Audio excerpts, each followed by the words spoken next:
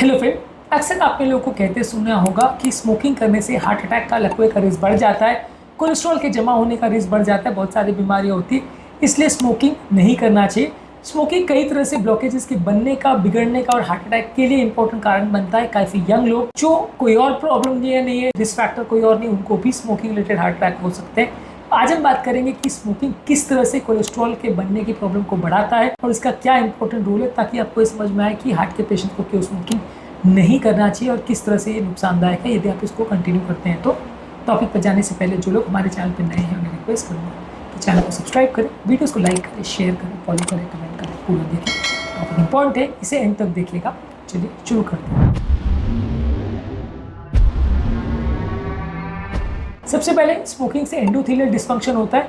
Smoking में कुछ free radicals और टॉक्सिन्स होते हैं जैसे कार्बन मोनोऑक्साइड और निकोटीन, जो कि हार्ट की नलियों की इनर लाइनिंग को डैमेज करते हैं, जिससे वजह से ये इनर लाइनिंग जो बेसिकली कुछ हार्मोनल काम करती है और नाइट्रिक ऑक्साइड बनाती है जो कि नलियों को डायलेट करती है, वो कंपैरेटिवली कम हो जाता है। नलियों का रिपेयर होने का सिस्टम कॉम्प्रोमाइज़ हो जाता है, जिसकी वजह से बहुत सारी प्रॉब्लम्स होती है। तो एंडोथेलियल डिस्फंक्शन करवाती है ये स्मोकिंग।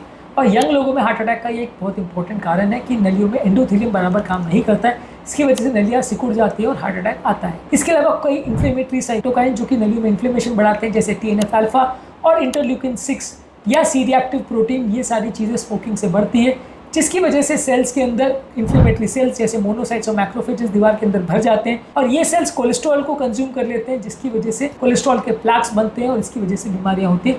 तो जितना ज़्यादा जो स्मोकिंग करेगा उतना इन्फ्लेमेशन होगा, उतना नलियाँ डैमेज होगी, उतना कोलेस्ट्रॉल वाले ये प्लैक्स बनेंगे और उतना आपको हार्ट अटैक का रिस्क बढ़ेगा। इसके अलावा स्मोकिंग करने से आपका कोलेस्ट्रॉल या LDL लेवल जो है वो ऑक्सीडाइज हो जाता है, जिसकी वजह से वो और ज़्यादा डिपॉजिट होता है और ज़्यादा नुकसान करता है। और ये आपके गुड कोलेस्ट्रॉल को भी कम करता है, यानी बैड कोलेस्ट्रॉल को ऑक्सीडाइज करता है, गुड कोलेस्ट्रॉल को कम करता है और LDL को स्मॉल डेंस LDL के पार्टिकल्स में कन्वर्ट करता है, जो कि नलियों को ज़्यादा इजीली पेनिट्रेट करती है और ज़्यादा नुकसान करती है। तो ये और इसका इंपॉर्टेंट प्रॉब्लम है कि कोलेस्ट्रॉल के डिपोजिशन होने की टेंडेंसी को भी ये बढ़ाता है, यानी नॉर्मल कोलेस्ट्रॉल वाले व्यक्ति के भी कोलेस्ट्रॉल को ज़्यादा डेंजरस करके ये बीमारी को बढ़ा सकता है। इसके अलावा नलियों के अंदर वैस्कुलर स्मूथ मसल सेल्स, यानी नलियों के अंदर जो मसल के सेल्स होते हैं वो बढ़ने लगते हैं, जिसकी वजह से नलियाँ की दीवारें और मोटी हो जाती हैं और कोलेस्ट्रॉल के प्लैक्स बनते हैं। तो ये भी इसका इंपॉर्टेंट काम है कि नलियों के अंदर स्मूथ मसल सेल्स को बढ़ाता है, जिसकी वजह से प्रॉब्लम ज़्यादा होती है। इसके अलावा नलियों के अंदर प्लेटलेट के प्लग्स बनते हैं, जिसकी वजह से ब्लड की क्लॉटिंग की टेंडेंसी बढ़ जाती है और इसमें ज़्यादा क्लॉट बनते हैं, जिससे कि हार्ट अटैक और लकवे का रिस्क बढ़ता है। इसके अलावा इसकी वजह से नलियों में स्टिफनेस बढ़ जाती है, नलियाँ ज़्यादा हार्ड हो जाती है, उनका इलास्टिक कंटेंट कम हो जाता है, जिसकी वजह से ब्लड प्रेशर बढ़ता है और नलियाँ और ज़्यादा ख़राब होती है। नलियों में ब्लॉकेज की टेंडेंसी और बढ़ जाती है और कोलेस्ट्रॉल जमा होने की टेंडेंसी और ज़्यादा बढ़ जाती है।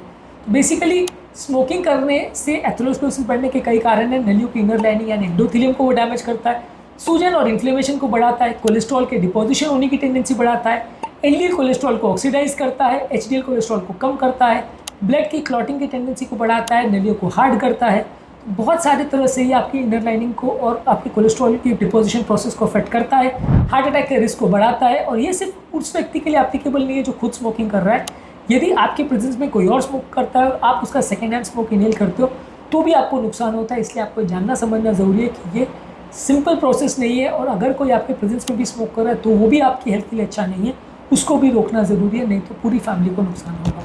आज के टॉपिक में हमने बात करी कि स्मोकिंग किस तरह से एथेरोस्क्लेरोसिस की प्रोसेस को बढ़ाता है और क्या इसके इंपॉर्टेंट प्रॉब्लम्स है। इसके अलावा अलग अलग वीडियोस में हमने स्मोकिंग छोड़ने के टिप्स पर, स्मोकिंग छोड़ना क्यों ज़रूरी है, ये सारी चीज़ों पर हमने बात करी है।